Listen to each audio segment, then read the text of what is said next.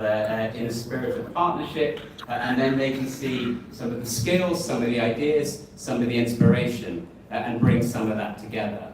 And we're going to try to do that across a whole range of creative arts. So one example is called Making Space Inside Outside, and that's going to bring together young curators, artists and organisations, local authorities and youth from Nairobi's Go Down Arts Centre and Leeds Transform Festival. And they will bring and share ideas together. We're also in the literary world. The Hay Festival, which as many of you will know, is probably the best known, the most popular literary festival in the UK, is now partnering with Nairobi Litfest. We started this collaboration last year. We launched it at my residence with some amazing authors, and we really want to keep pushing that going forward and celebrating that. We're also on the field of architecture. So as you know, the Venice Biennale is one of the landmark events on the International Architecture Year. And since 1937, the British Council has had exhibitions showcasing British architecture, British culture. And so this year, for the first time ever, we're doing a joint partnership with a Kenyan architectural firm, with Cave Bureau, with, I'll get these names, forgive me if I mispronounce the names. Karage Karanja and Stella Mutegi. Have I got that wrong? Lucky guess. But they're a fantastic pair of Kenyan architects. We're going to bring them together with some British co-workers, and they're producing really a landmark exhibition, a first of its kind, and that symbolises this cooperation. And we really want to make sure that we're engaging new audiences, underrepresented audiences, and youth audiences. I think everybody here knows what Gen Z is. I've learned a lot about that in the last year. But we think that this shows really the importance of engaging the youth, tapping into their potential, and this is something that for us as the British government we need to get much better at. And we're really grateful to the British Council who've really helped us develop some of those partnerships and some of those relationships. I know I'm standing in between you and the alcohol that Makami promised me, so I will stop and be there. But I did want to say a huge thank you. So first, a huge amount of work has gone into the season and tonight. So I'd particularly like to thank Makami and Sandra. Where's Sandra? Wave.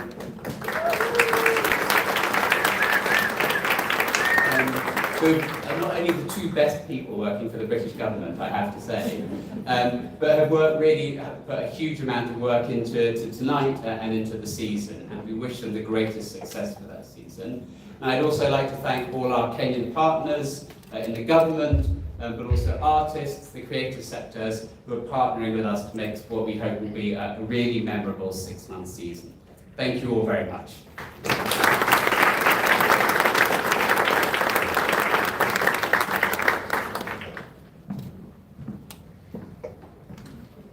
And to represent the PS, who was not able to join us, Mr. Mike Kundo, please let us give him It's about to get that.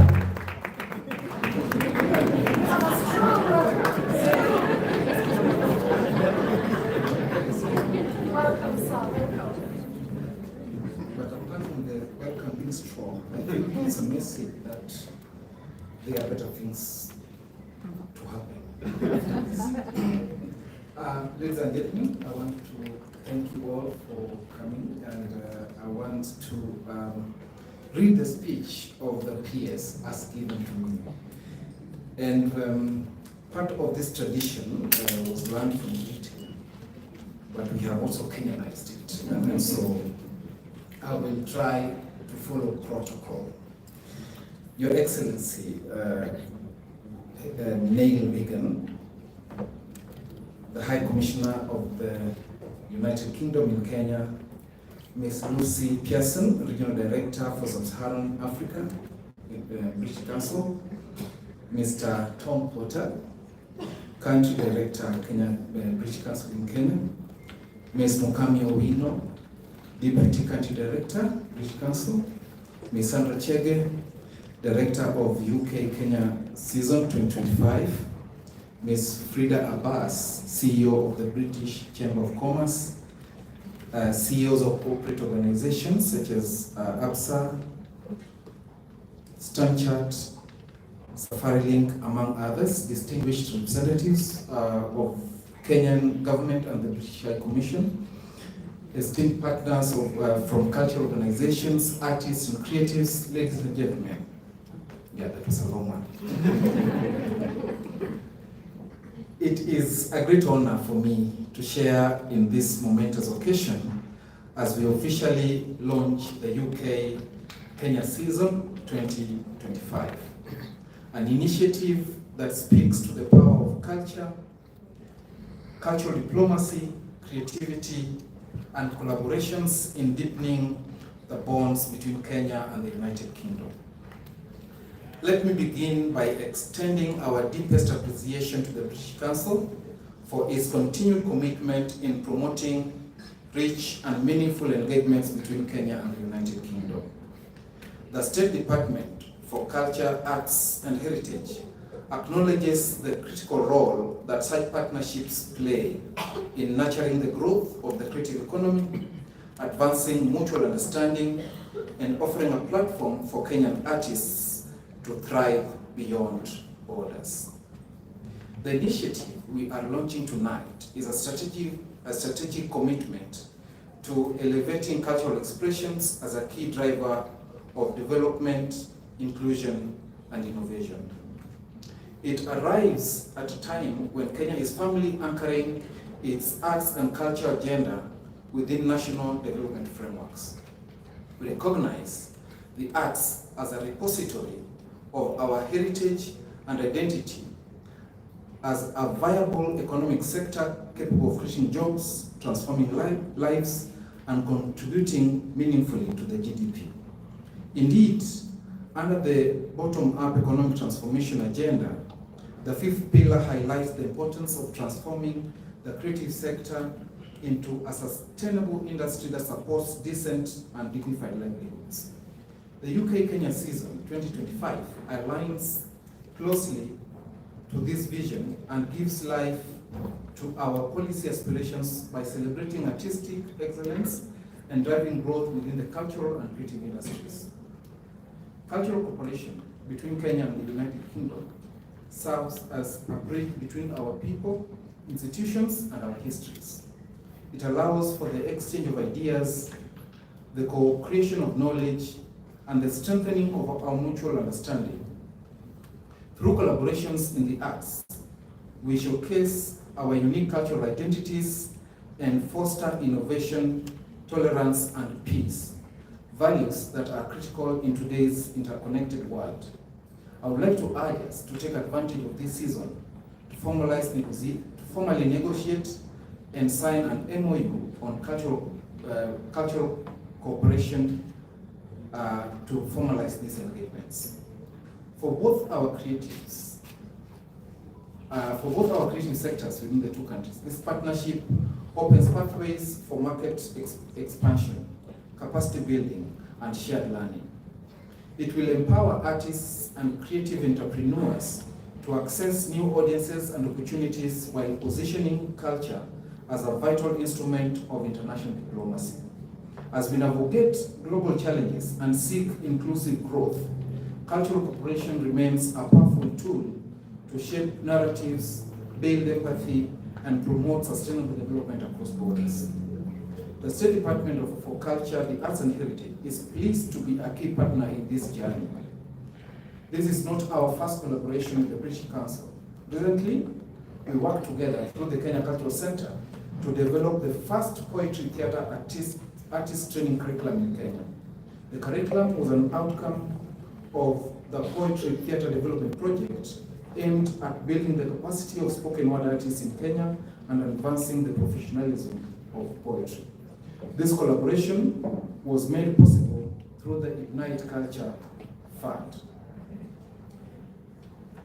We also held the inaugural arts exhibition in London in November 2023 under the theme Emerging Possibilities, Visions and Possibilities. This was the first government-organized exhibition of fine art in London which featured upcoming artists whose works had never gone beyond our borders. We were equally proud as a country of Kenya's active participation in the main program during the Commonwealth Day celebration, where our artists presented to His Majesty the King at Westminster Abbey our rich cultural heritage through dance. The UK Kenya season 2023 presents an even greater opportunity to expand this momentum, to connect emerging and established creatives, to spark collaborative innovation, and reimagine how the two nations engage through arts and education. As we look ahead, I urge all stakeholders in the creative and cultural industries to fully embrace the potential of this season. Let us use the moment to forge new relationships, inspire fresh ideas, and build a legacy of cultural excellence that will outlive the season itself, just as His Excellency has said. To our UK partners, we thank you for your dedication and friendship. Together, let us continue to invest boldly in the cultural space, not just for today, but for the future generations whose stories and dreams we are shaping through arts. Finally, ladies and gentlemen, I'm honored and pleased to officially launch the UK Kenya season 2023 and affirm the State Department's commitment to working closely with the British Council and all stakeholders in making this season a resounding success. Thank you.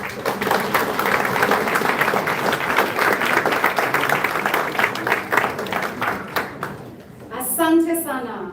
For those who were expecting fireworks, I hope you felt them in your heart. Yeah? Thank you so much. We still have more fun things planned, so it won't be speeches. We just one last conversation. And I did not mention that in the garden, so the garden is to my right, down the stairs, there is a mini drum circle.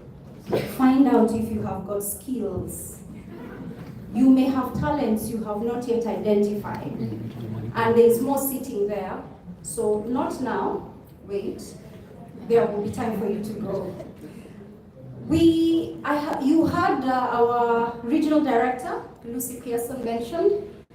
Lucy, could you wave so they can know who Lucy is? Yes. And Farida is also to my right. Please wave from BCCK.